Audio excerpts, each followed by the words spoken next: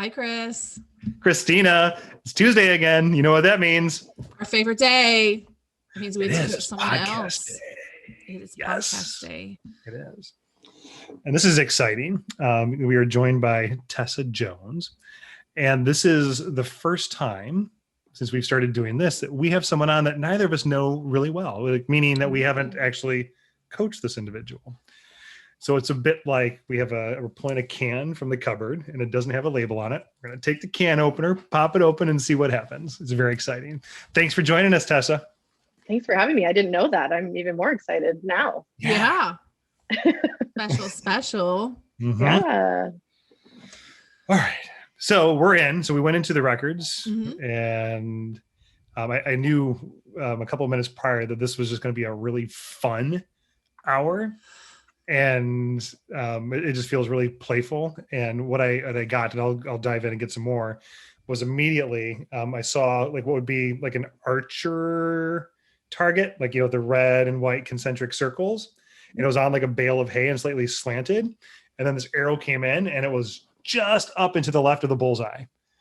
So I want to figure out like why it was in the first ring outside of the dead center. But it was like that, bing, bing, bing, like a cartoon style. So super fun and playful. And I'm going to close my eyes and go figure out what the hell that meant. Christina. And while he does that, I'm going to tell you what I got. And he's not kidding when he said it's going to be a big ball of fun, because it was just a cheese ball after cheese ball scenario here.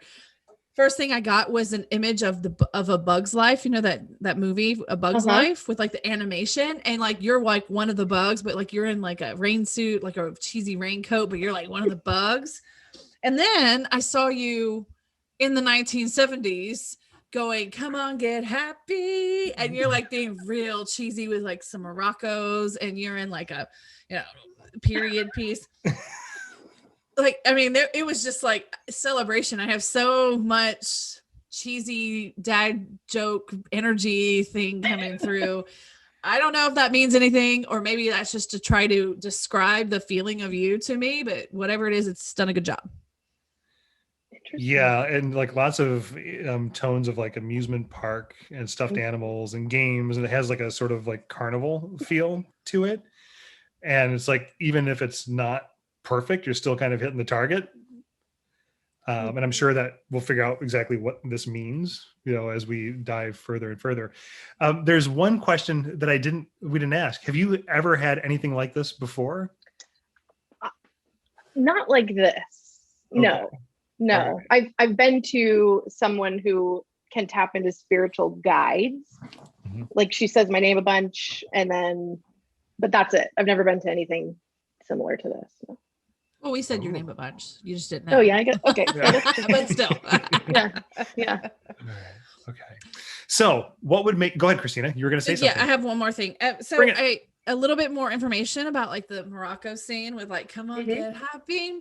I do want to commentate that I got a little ping that's kind of how you go through life in tough situations. It's like, you have to kind of pretend and go through it, and just like everything's fine and everything's kind of not fine.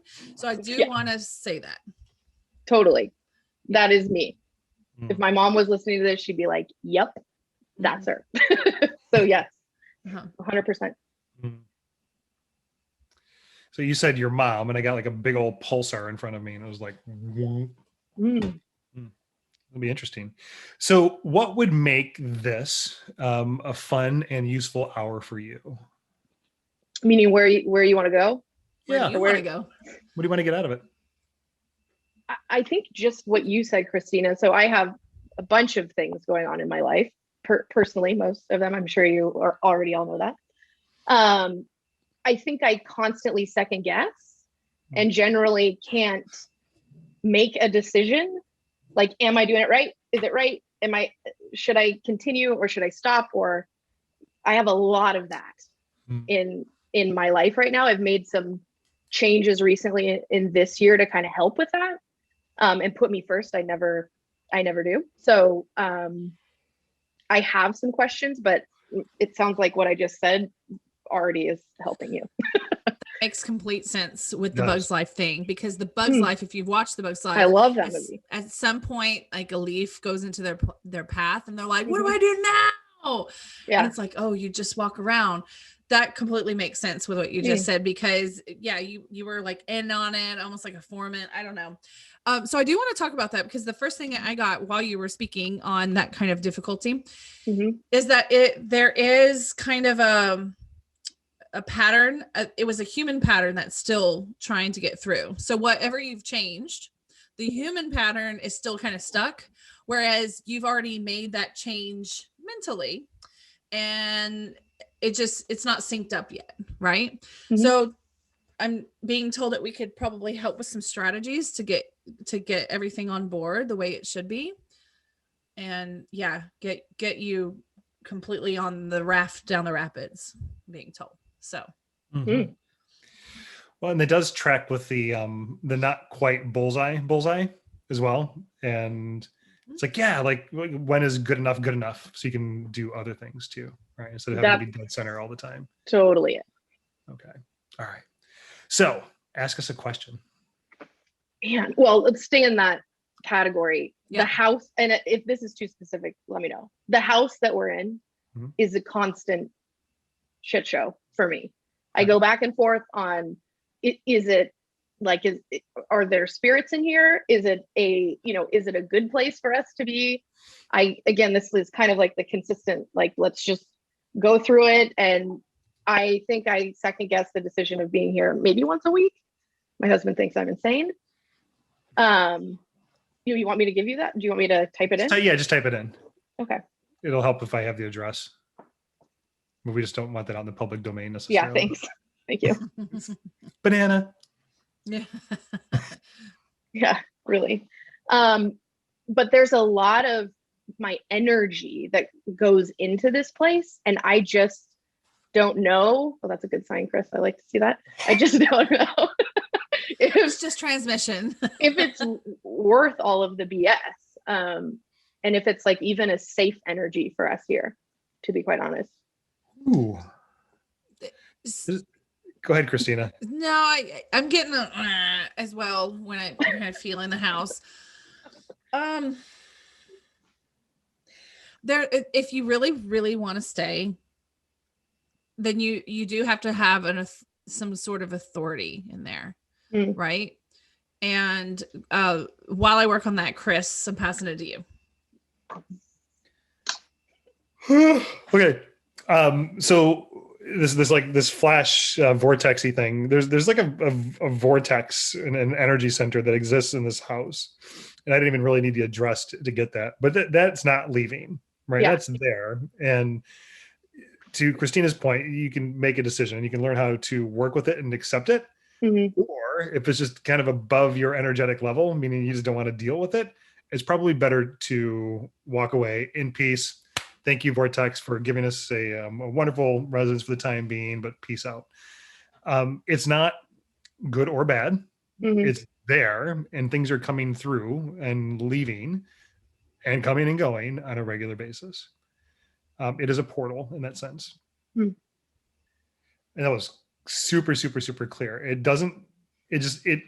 You're protected, but it's right to feel nervous because of how it creates this excited state for you energetically. And it feels unstable for you because it's different, but it is incredibly stable. Meaning it's just like, it's like on autopilot. Like it's like literally like a tollway booth. I laugh just because we just redid the foundation. So it is stable. Fair enough. Or shall we hope? Yeah, right. Really. Yeah. But it's old, it's ancient, it's been there. Yeah. And it's not leaving. And it wouldn't even be worth your time or energy to try and make it go away. This is interdimensional sort of thing. Okay. Christina? Yeah, I was asking, can a good sage, do the trick? And they're like, no. I mean, it's different, right? I've tried that too. Yeah, I'm sure you have. Yeah, because they're like, I'm still trying to wrap my head around it myself. So, because what Chris is saying is right. I mean, it's just there, and the only thing that I'm getting that you could do is it's indigenous land, right? Meaning it was sacred land well before we got there. And you could work more closely with it if you decided to, by bringing in I'll say shaman, but more like medicine man or woman, to bless the land and give you more context around it. But there's a lot of pain, there is a lot of energy, a lot of suffering, a lot of joy, and it's just hardwired into the earth itself. If you love the house and you want to stay and you feel an attachment to it and the entities or the spirits, the energy, you're more than welcome to do that. But there's no judgment from the spirit world or from the energetic world if you say this is not for us right now. Got it. Okay. Does that make sense? Go ahead, Christina. Yeah, no, I like where you went with that. It's completely like Okay. as soon as you started talking, I was like, yeah, okay, that's it. Yeah, like I'm seeing it, and like heavily wooded and sacred, but a lot of work was done there in that space that and it's vaster than your residence per se, but it depends on the level of effort that you want to put forward. Okay, makes sense. Is that helpful? Okay. It is. I'm sure at that moment when he's like, it just depends on the effort. I'm sure you were like, I've already been putting so I know. I was like, more effort. Yeah, but it's true. Yeah. As with anything, right? Yeah. So Yeah. No, but I really like that. And I think that if you bring in someone that's local to the land, I'm getting there might be two possibilities actually on which group it might be. Call one in, and if it doesn't resonate with them, then obviously it's the other guys. So okay. Right. I mean, logically, but yeah, I'm getting it could be two. Okay. That's interesting. Yeah. And if you need help or some recommendations, I have a friend that could probably connect with someone through the reses and figure that out for you or with you. Great. I kind of want to feel it now, like actually come up and just sit with it. Chris loves this shit. I do. This is why he's on it. He's like, this is my jam. I'm like, what's going on here? Yes. Okay. Next question, por favor.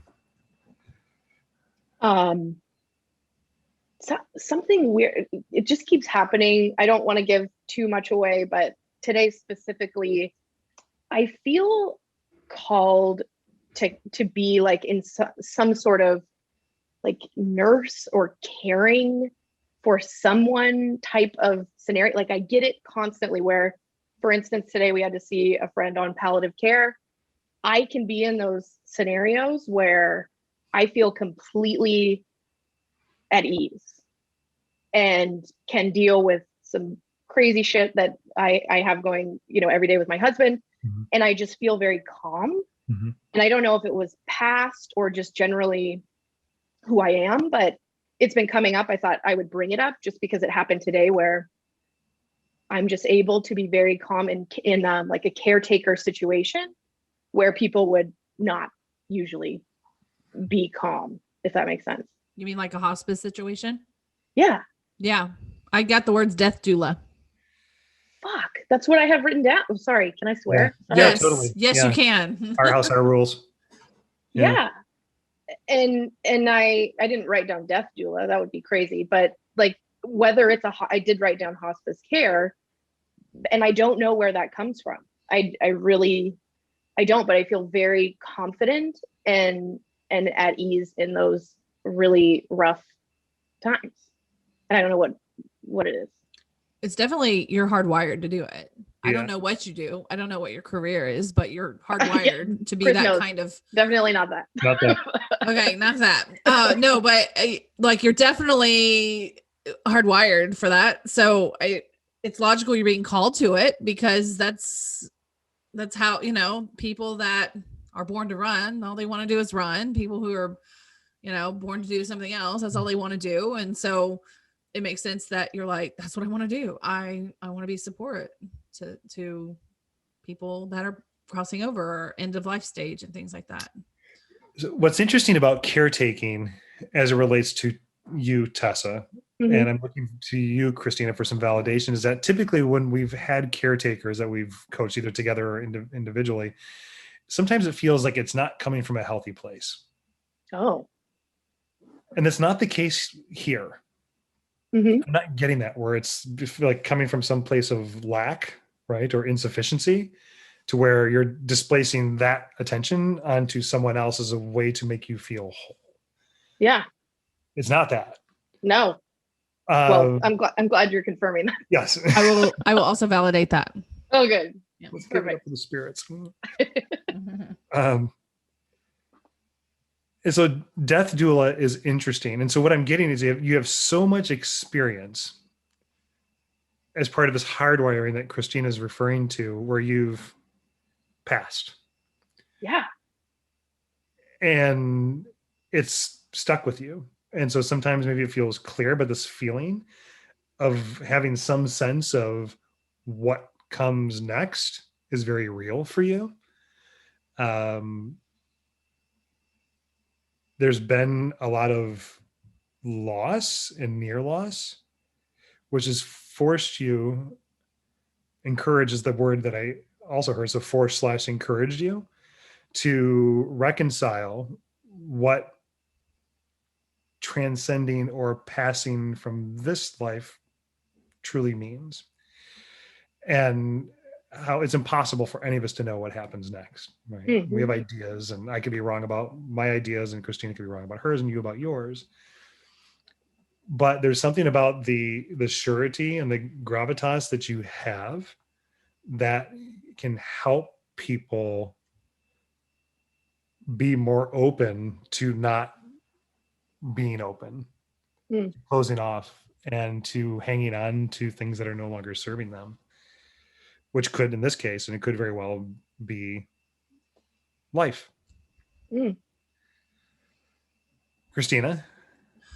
So I'm going to go in a little different direction than that. I would agree with that, but I'm going to raise you a Civil War past life.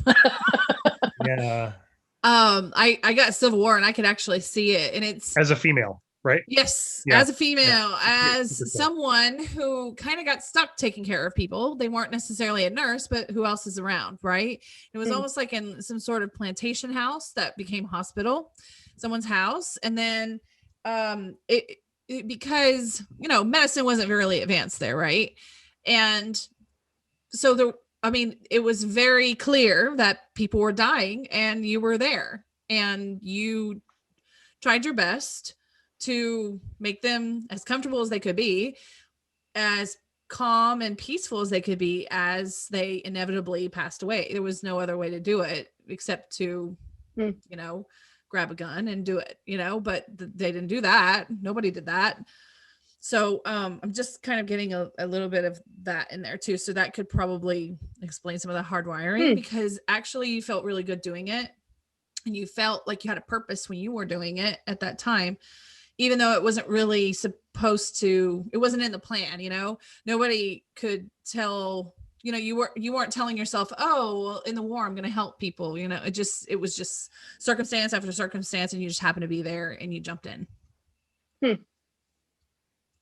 Okay, this is wacky and wonky, but then I was like, well, what happened prior to that? Like, why would you have chosen that expression? And it's not that.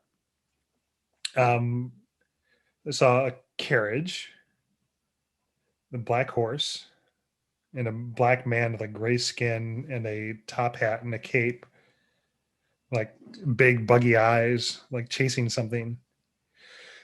And from there, it feels like the relationship with death was a little bit different, as if you were causing it. Mm. Oh, I just saw a bunch of orbs, Christina. They've been dancing around. Yeah. And what's interesting about that is to think it's so the context is more around, this has been going on for multiple expressions in your relationship to the death of the physical body. And it's like almost like you've been exploring it from different angles to truly understand it. Yeah. And that's really interesting to have that that I'm getting that sort of a context is like, this has been going on for some time, right? So yes, of course, you're right to feel this way and to feel pulled and called into this direction. But it's a culmination of many, many, many, many experiences that you've had, and using that as like a topic. And so a metaphor would be when COVID has happened, or in our lifetime when 9/11 has happened, and how there's multiple deaths, right? And there's a lot of energetic shifting that happens immediately, but there are still people that are needed to triage, right? So a lot of the work actually begins after that cleanup, or after the destruction, or after things fall apart. And so it feels like this potential shift for you is part of that sort of cleanup effort, and that there's more folks now that are passing or suffering where it wasn't intended, or it's not your typical heart attack, cancer sort of thing. It's something that feels completely random. And I'm not saying that this has to be COVID related, but there's more people that are awake to impermanence and the transient nature of, there's got to be something else, or what happens after that you've been working on for a long time. Yeah, the dude in the carriage was like so it's like it was just meant to give it this juxtaposition of like a super healing, like female energy, and this hard charging masculine energy who's actually like the center of death and causing it and creating it. So you've got context that this intuition that sits inside of you doesn't just come from you reading a book or scraping best practices off the internet. Is because, to Christina's point, it's hardwired, and you have experience with this. You're good at it. But it feels healthy. It's not like you have an opportunity to help, and it's not because you're trying to fill some sort of void. Yeah. Good to know also. I didn't think so, but glad somebody else can confirm that too. Is there anything further on that, Christina? Yeah, you good over there? Yeah. She's swatting orbs. I didn't know if you took a dive or sorry.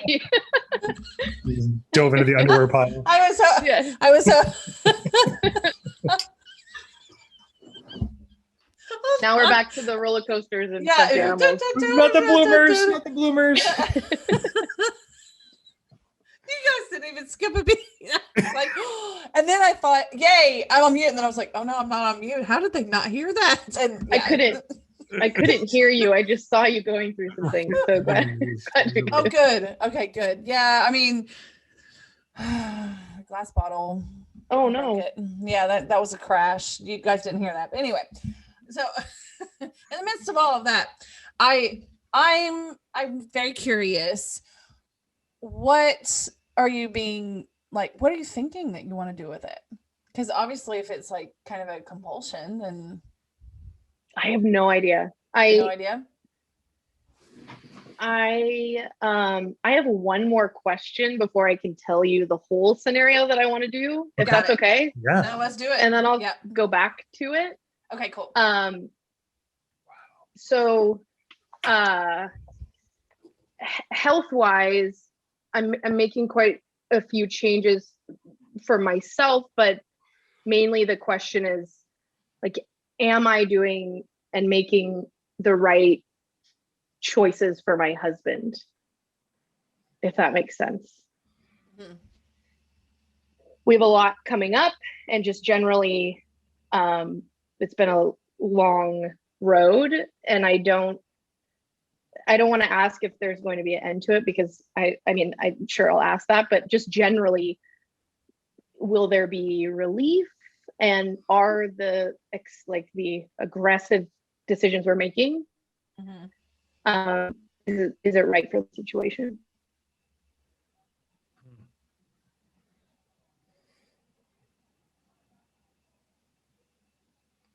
You clever bastards.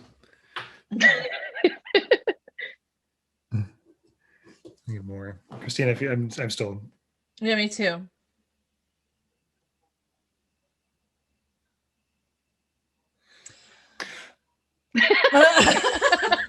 You first, Chris. But CK, nope. Okay, fine. Immediately when you were talking, I got the word eating. I don't know if this is an issue, but as far as eating goes, like maybe you're enforcing like a certain way of eating, and he's like, I don't really want to. So there's a little mismatch there. Every day. Okay. Like you're thinking I'm doing this for your good, honey. And he's like, but I feel like the good is something a little different, lady, you know? Yep. Who's right? They both are. Yeah, that's what I got too. It's like they're both right in some capacity, because if you left it all to him, it's not gonna happen what needs to happen. If you left it all to her, you know, and no pushback, then it's gonna kind of go a different direction, right? So it's a good tug of war I'm getting, but the eating is very important, whatever that means. Yes. I got more to say, but that was the first thing that came up. Chris. So we came back to the guy in the chair, the carriage. Oh. And he's like, you can't outrun this. Yeah. And so that was really around mortality, right? Mm-hmm. And how do we begin to come to terms with the inevitability of transition, whether it's now or 50 years from now, and then being able to work with it and not fight it. There are things that we can do to put ourselves in the best possible position in terms of our health and our welfare and our mental well-being, et cetera. But as we know, nothing's promised. And coming back to diet, and what I had seen was very I can't wait to tell my husband this. I just can't wait. Like really specific meal planning based on your like genetic structure and your DNA. You're not him and he's not you. And this can be pricey, right? That's so I just had that done. Good. Right. So you have the DNA and you know what you respond to, but as an example, perhaps you would benefit by incorporating more saturated fats into your diet. However, his name have two syllables to it. I'm here like IA sort of thing. What's his name? Corey, or Andre is his first name. We call. So I heard Andre. Okay. But where he may not be able to process saturated fats, which causes more inflammation and more distress on his kidneys and livers. Kidneys and liver. So it's right to want to take all this into consideration as long as you're not imposing your meal plan on him, and it would benefit from going through a similar process where he could be like, yeah, I told you, right? But then he's also going to feel an immediate benefit because of a slight shift, right? The calories can stay the same, but you're just changing a couple of little things. Test, refine, iterate, test, refine, iterate. Yep. And it's meant to bring ease more so than trying to outrun anything. You're not trying to cure anything. But there seems like a level of comfort in reducing body mass would actually benefit him and would be suffering less. Is that fair? Yep. It's a daily struggle with us. He's African-American. He comes from like a very comfort food place where my dad was an organic farmer. So like you couldn't be any further from, he's done tremendous things, but it's still, it's a topic for sure. Yeah. Genetic testing, I think, would be like, in some proof points, I think would go well with him. Yep. Agreed. Is he from West Africa? Like the West African area? I don't know. I don't think so. All right. But maybe like, curious. I don't know. Okay. No. Anyway, that was just my curiosity question. That wasn't anything that I got. Okay. But I think my point was like the West Africans still appreciate very voluptuous figures. Married. Yeah, he's married. Sorry. Oh no. I get it now. He's got a lot of baggage too. So. A lot of baggage too. Don't worry, I'm not trying to get on your husband and your records too. So yeah, what happens up there stays up there. psychologically, or sorry, let's go back to, I'm not sure what he's undergoing. Maybe it's a medical issue, right? Mhm. But at this point, I'm being told that whatever is medical has to stay medical, like physically, because it's kind of like you're past the point of control for that, as in, not that you're out of control, but like everything has been decided on in a way, like the general direction that the treatments or whatever are going. And what is left really that is the most important is the psychological aspect of it. That's like really crucial, which now I get the doula thing, the death doula, like the comfort of maybe someone saying, I don't know if your husband is terminally ill. I'm not getting any information on that. But what I will say is that whatever is difficult for him, now it's all the most important thing is the mind. Yep. And keeping the mind active, the mind satiated, the mind happy, and the mind moving forward, no matter what that would entail, no matter if it's a prolonged situation to where all of a sudden he's cured, or a short time period. It's all very important at this point that he's stimulated, that he feels a sense of purpose, that he feels like he is wanted and needed, and that he has a job of some sort that doesn't really, like, it's not about like, oh, your job is to do this for yourself. That's not a job. He needs a job. He needs a purpose. He needs something to make him feel valued and a part of a community or a part of a bigger picture, so that he doesn't really spin out in the wash with it, that, what I'm saying? So yeah, that's the most important issue right now. It's like, no matter what decisions you're making, that is, would really, really improve things for you and for him, especially for him. But then the side effect is that everybody around him's like, oh, because everybody can see that he is uplifted and having a better time and a little bit more enlightened and having a good significant sense of importance. There's a lot of guilt there. I mean, a lot of guilt, and guilt is just going to sit really heavy and weigh you down. On him? Yes. Yeah. And in some ways it feels like, and he wishes that he could just make it all go away, right? But some of that then is almost to an extreme. Like, maybe it would be easier for Tessa if, and those aren't easy things to consider,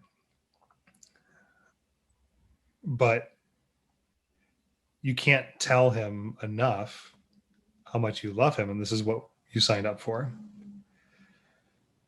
And to the point where it's hard for him to even believe that he deserves that sometimes. Yep. And he needs to hear it, but he's got his own work to do, to come to terms with the why of it all. And that's not something that you can do for him. That's up to him and him alone. You can give him space and tools, but there's a way for him and an opportunity for him to do some more inner exploration on the why aspect, which is also going to bring more ease beyond, moving some macros and micros around. But that's not your job. Yeah. Thank you. I need to continue to tell myself that. So now I feel like I can tell you, because you did perfectly. So we've been together 12 years. 11 of those years he's had end-stage kidney failure. So I also donated my kidney to him wow. in 2012. And then, like, the guilt aspect of that probably is that it failed, unfortunately, and he is back on dialysis. So we do dialysis at home. I'm his caretaker, obviously. And ever since we've done it at home, I've just been called to I want to volunteer at the hospital, or because I know how intense it is. But I do try to fix him and everybody, and because of the situation. So everything that you're saying makes perfect sense given our situation. And this popped in as you were speaking. Are you active in the support group area? Yeah. Yeah, absolutely. I would love to be more, but COVID makes it really hard to do that. But yeah. And I've had people I know donate and been mentors to people who have decided to donate. So it's a big part of my life. I'd like to make it bigger, but yeah, it's for sure living in the kidney world a lot. Yeah. Go ahead, Christina. Oh, I didn't have anything. I'm just enjoying her giggle. That's a great giggle. I'm going to check in and see if there's anything more. Go ahead. Yeah, and this is interesting because this is going to require perhaps some more time. I'm sure that's what I'm sure I could use some more time in general. But yeah. Have you considered and asked like why? Like what's your role in all of this? Why would you have signed up for this to begin with, knowing that if reincarnation is a possibility, right? Or you had an opportunity to self-select and to be Tessa Jones in this lifetime. No, I've never second guessed it.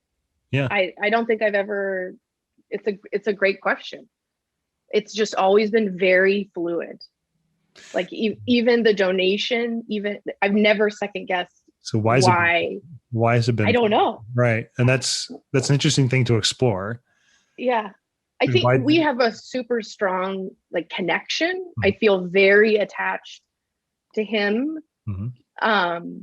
But that has also been fluid. So he really is the main kind of driver. But again, like I feel like I could spend 10 hours trying to figure out why we can for a whole lifetime. Yes. Yeah. We could totally spend 10 hours doing it. But one thing that you could ask, so you have some sort of a meditation practice is what I'm getting, right? Mm-hmm.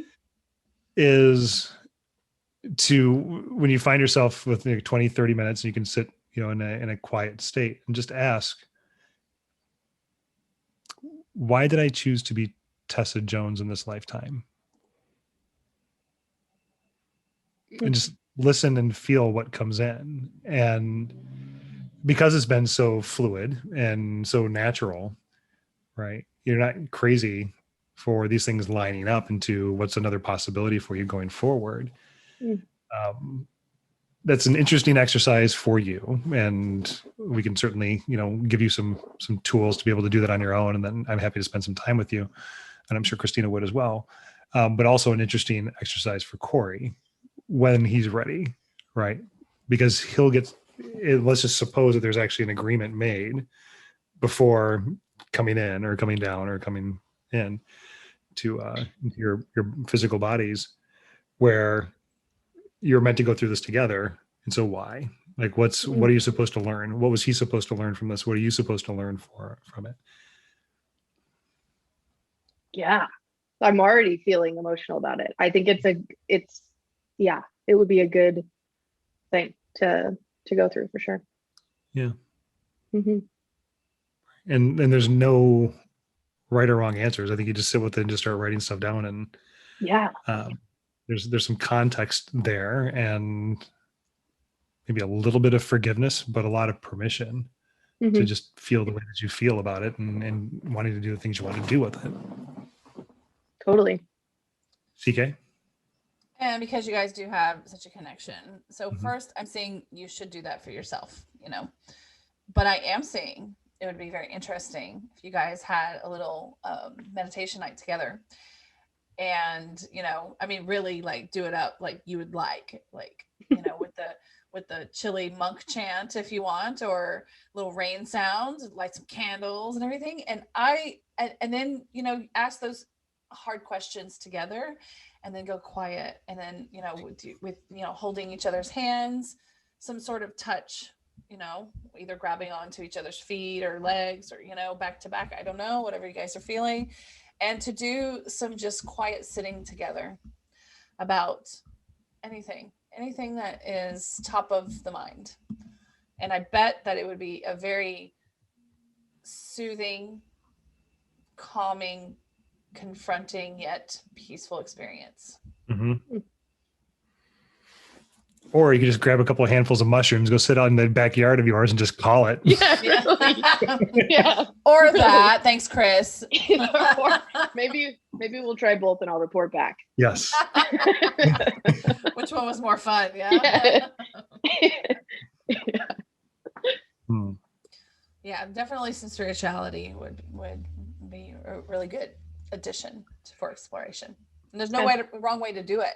Mm-mm. And the best way to do it is to follow your instinct and your desire and your intuition to go, hey, you know what about if we do this, and think about this? Boom, and that's the right answer. Yeah, and that might be a hard sell on him. Right. So hard, but we'll get there. Yes. Right. We'll get there. He'll be like, yeah, okay. Yeah. What you already took mushrooms today, Tessa, if you're asking me to do that. I'm getting he's the kind of guy that'd be like, all right, I'm serious, I'm gonna meditate, and then farts, you know. There you go. In the abyss of quietness. Yeah. God. Like, I think it's a message. It's like, is that enlightenment? Right. What does that mean? Yeah, it's just, it feels good. I mean, just with the two of you. I mean, I know it's not easy, but it just feels good. And it really is. Like, my mom gives me a hard time because we do have, I mean, it's rough, but he, like you said about the mind state, he is so positive that it helps, which is a good confirmation that we just need to keep that up. Mm-hmm. So that makes life a lot easier for sure. And it does, but always being positive is exhausting. Mm-hmm. Right. Yeah.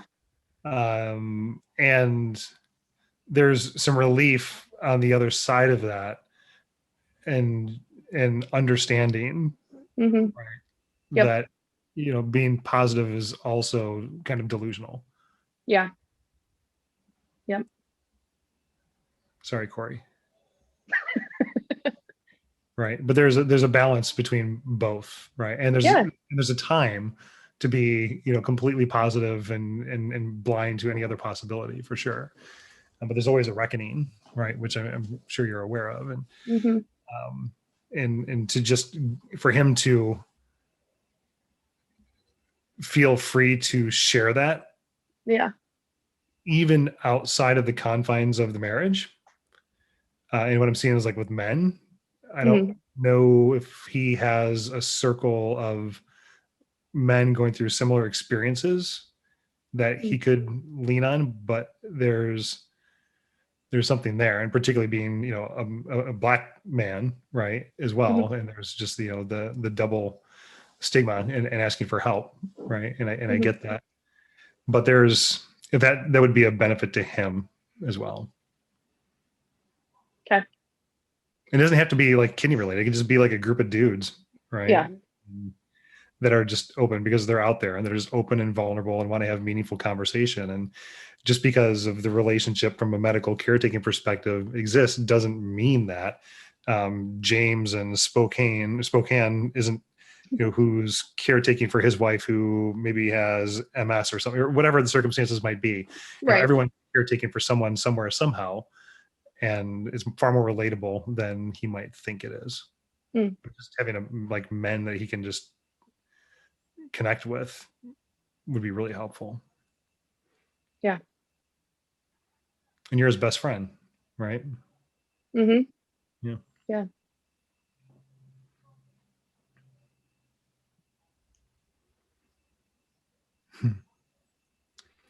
I had this vision, Christina, of like the two of them just kind of laying there and then just kind of guiding this experience for both of you.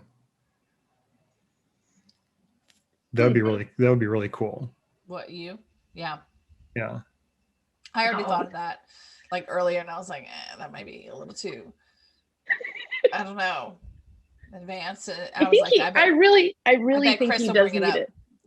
I think he needs it. I mean, I do too. We rarely, we talk about how shitty it is, sure. Mm-hmm. And we've both been through, I mean, he's probably had 37 surgeries in 12 years. Yeah.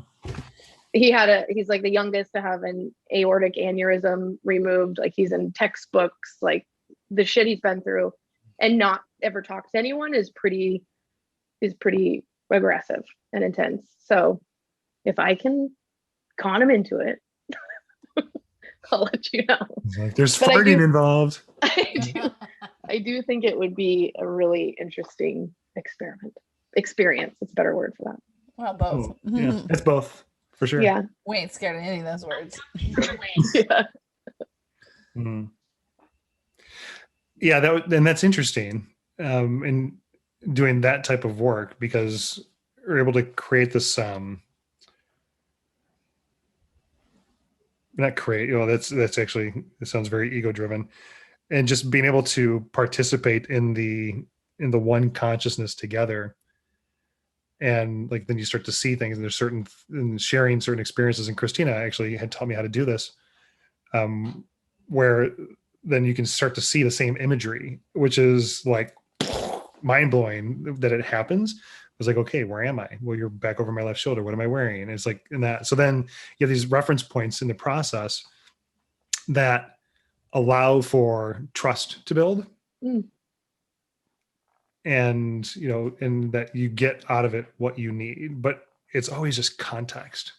Context is so helpful, right? And possibilities, and there's something there. So we'll take that offline. I mean, that's just something okay. You were going to ask something, and then I just started like waxing philosophically and stopped yelling. No. Do I have time for one more question? Oh, totally. Yeah. In all of this? Yes. We don't have kids. I go back and forth constantly, given our load. I don't get pressure from anyone, which is great. But I am curious. Like, he really would love one.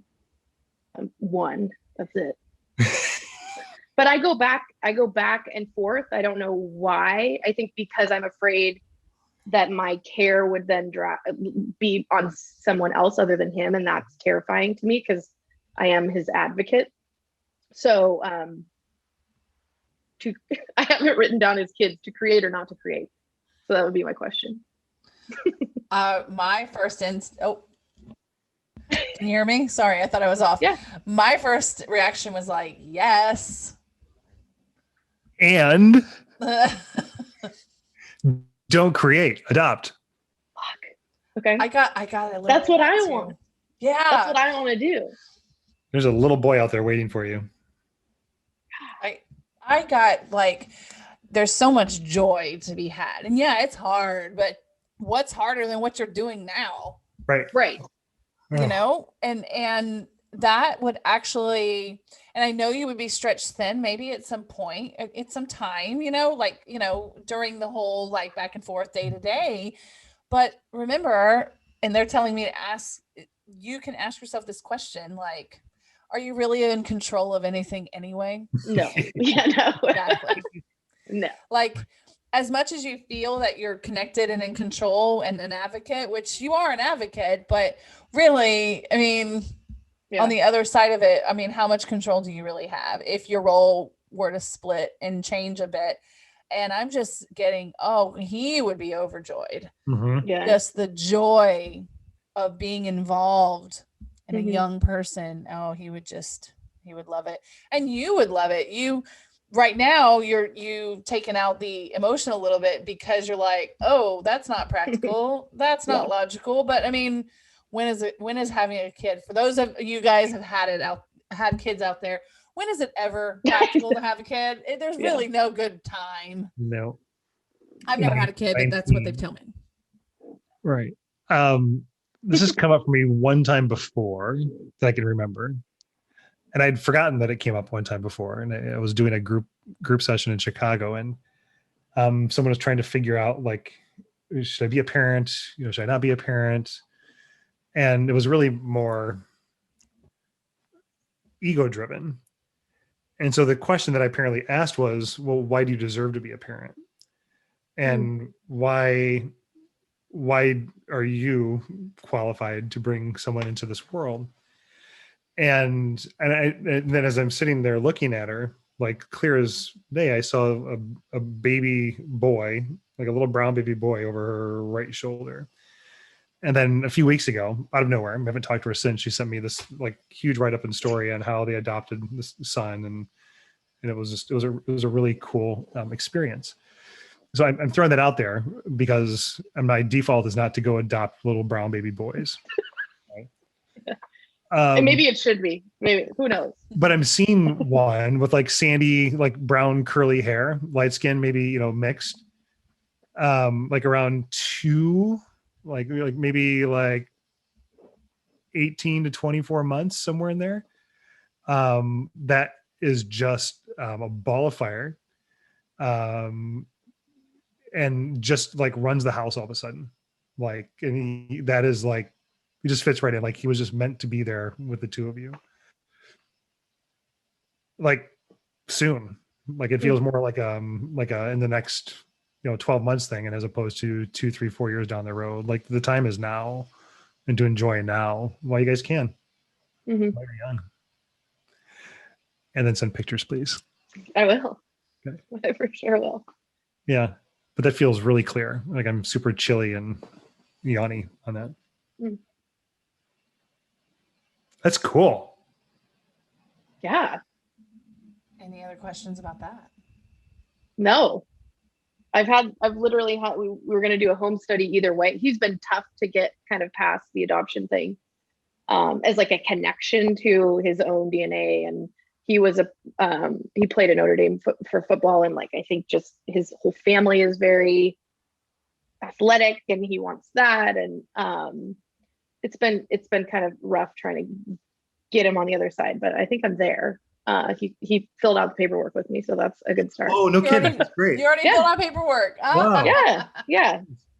There's more than just genetic DNA. Right. Exactly. Right. I agree. I'm getting that this kid's gonna totally change everybody's mind. Oh yes. Like it was just real quick. It's like one look, it's like, what? He wasn't a part of our blood. Like, we don't even know that. Like, could be true. Yes.